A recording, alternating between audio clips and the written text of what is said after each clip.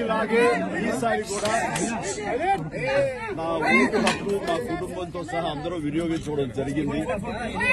ఇదే విధంగా ఇదే సమయంలో ప్రతి ఒక్కరికి ఎప్పటిలాగానే మళ్లీ విన్నవించుకుంటున్నాను.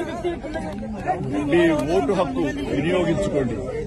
ఓటు అనేది కేవలం హక్కు మాత్రమే కాదు, అది మన బాధ్యత. సో ఆ బాధ్యత అనేది మన దేశ రూపురేఖలు మార్చివేస్తుంది. కాబట్టి సరైన నాయకులు వీళ్ళు మనకు న్యాయం చేస్తారు, మనకి సుపరిపాలన అందిస్తారు అన్న నమ్మకం ఉన్నటువంటి నాయకులకి మీ మద్దతు ఓటు ద్వారా తెలపండి.